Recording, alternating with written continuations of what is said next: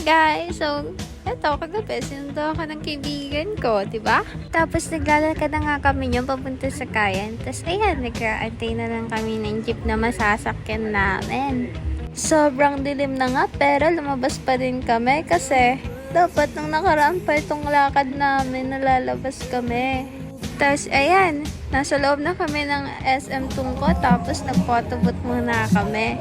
Oh, tapos mali pa nga yung dulo na picture na napili namin. Tapos, yan, pumunta kami sa Quantum. Tapos, nag-ano lang kami, nag-karaoke lang, kanta-kanta, ganyan.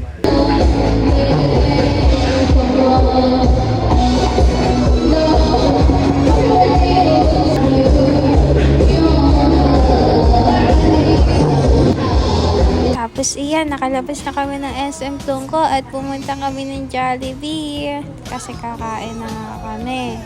Diba, natuloy na din yung plano namin talaga. Tapos yan, dumating na din yung order namin. Tapos yun, pauwi na kami pagkatapos namin kumain.